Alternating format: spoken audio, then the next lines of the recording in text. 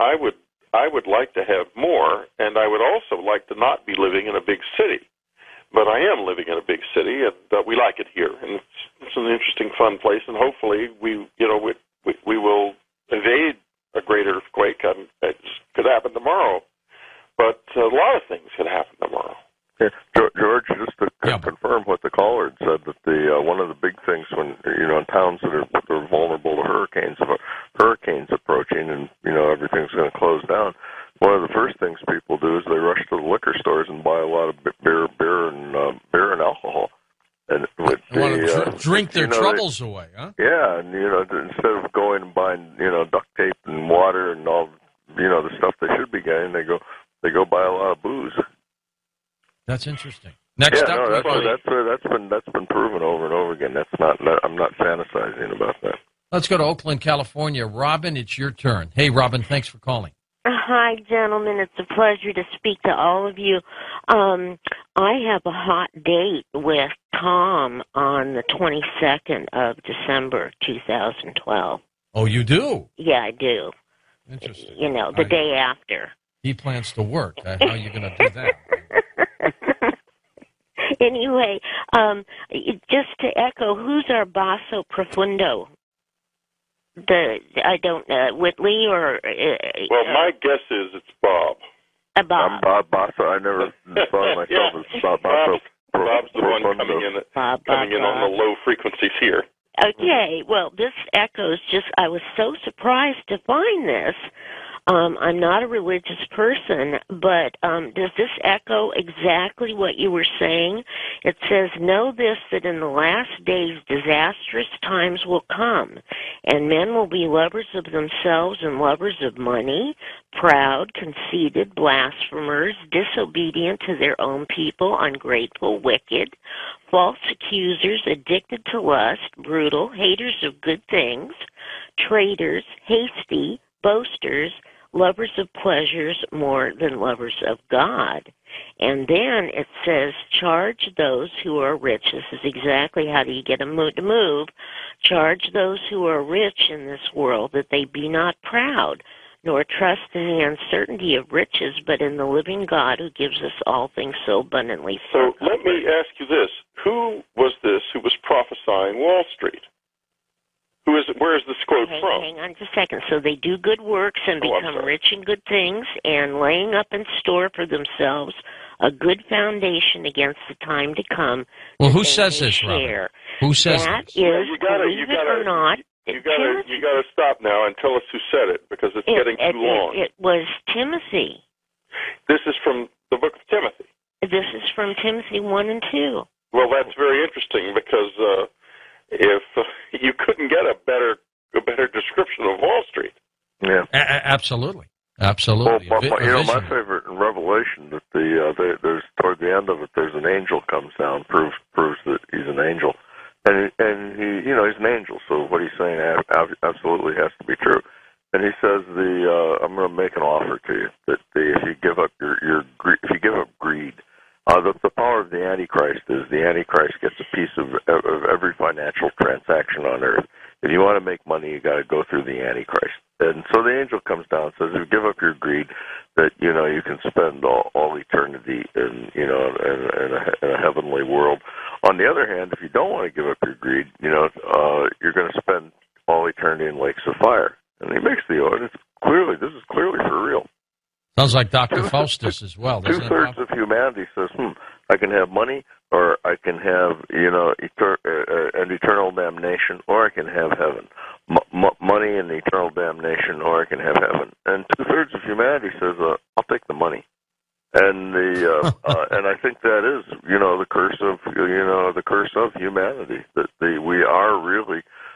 really are addicted to greed and money.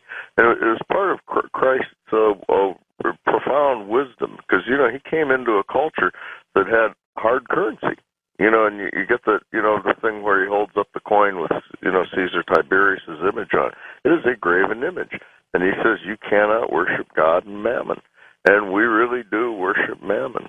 And it was a spectacular insight Christ had, because he was around when currency was really first introduced, and he recognizes it as the graven image, which it is. And we are staring that same eternal problem. We're staring it dead in the eye right now. Whitley? Well, that's right. Currency was for most of the people in the Roman Empire a very new experience. It hadn't been for the Greeks and the Italians, but for virtually everybody else, it was new. In the new book that's coming out in June, The Omega Point, I found very interesting structural realities in the book of Revelation that I used as part of some of the building blocks of my book about the soul. The book of Revelation is it's dismissed, it's embraced, it's this, it's that, but it's an incredibly profound human document. And divine document, I would expect. I found it to be so. I knew someone who had been in the cave that where it was written, and she said to me that it's an extraordinarily strange place. That she put her hands on the wall of that cave, and of course it's a big tourist attraction. And she said I could feel a pulsation in the stone, that there was something in the stone. And she said it turned out many people feel this. Not everyone, but many people feel it. It's like you're inside some kind of an organ or a living thing when you're in that cave. And you both mentioned Revelation. Yes. How close does Revelation echo some of the things that the Mayans may or may not have been thinking about? Well, I've said before that if you look at the four horsemen of Revelation, that they mirror three of them mirror very closely the three of the most destructive of the Mayan deities, and that also if you were to include the most feared of all the Mayan deities was Tezcatlipoca. And he was the god of the underworld. He was the god that he unleashed the legions of hell on earth. And in the case of Revelation, that of course, the fourth horseman, whose name is Death, the pale horseman, he also unleashes the forces of hell on earth. There is in Revelation 1,000-year countdown, and that if that is true, then something would have had to have happened on 1012, 1,000 years before 2012, that would have marked the beginning of a countdown. And curiously enough, the beginning of the Western world's conflict with militant Islam began at that period. Interesting.